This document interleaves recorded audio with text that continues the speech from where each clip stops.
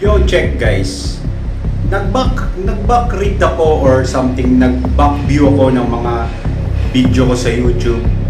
Nakakatuwa lang, no? As long as I go, nakikita ko yung sarili ko na nag-i-improve ka kahit pa unti-unti, kahit pa utay-utay, lalo na sa editing, lalo yung pagsasalita, the way na paano ka mag-react dun sa mga sitwasyon at sa mga tanong, nakakatuwa lang na kahit konti may improvement.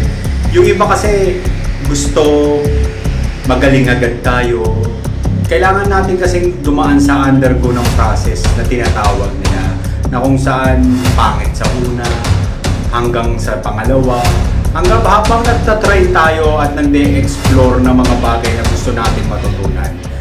Yun yung tinatawag natin na open-minded o na-enhance natin to dun sa upgradable level. Bahala ka sa buhay nyo, may pagkakaintindi nyo.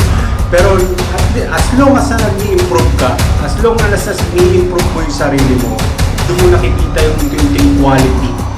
Sa akin napapansin ko sa lahat ng mga in-upload kong video, reels, Facebook, then YouTube, the way kung paano ko i-explore or i-upgrade yung skills ko, the ways na mga pagsasalita kagaya nito, doon natin nakikita na minsan yung sa mga dumaan at sa dinami-dami ng dumaan sa buhay natin. Minsan, mas maganda rin nararanasan natin yun, alam nyo yun guys, kasi kapag hindi mo naranasan yung hirap, kapag puro sarap na lang, as long as madali yung ganyan, na hindi kagaya, hindi natin masasabing na pagdaanan natin pagkos kaya natin. So yung confidence ng sarili natin dumudoble, na hindi natin naaalam yung negative part nun, na ang pinaka-negative part nun is failure, dadanas ka ng hirap, dadanas ka ng mga sakit, sakripisyo, na normal na dinadanas sa mga successful na tao. Kahit kanino kayo magtanong, walang successful na tao na hindi dumaan sa ganyang klaseng process. Commonly, yung mga taong may ingay, yung mga taong madaming sasabi, yung mga taong magaling pagkaharap kausap ka, pagtalikod mo marami nang sinasabi, sila yung mga taong hindi mo makikitaan ng kahit anong klaseng improvement or set skills sa kanilang katawan.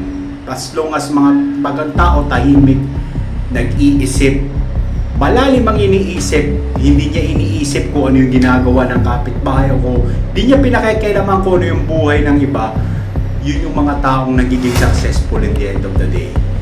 Common na pagmasdan natin guys, pwede naman and karapatan natin yun. Wala tayong liability doon.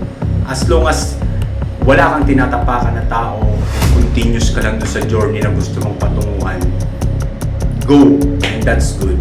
This is your boy Antipatico. Sana may natutunan kayo. Kung wala mong kayo natutunan, okay lang. Follow for more. You can criticize but do not anyone can think.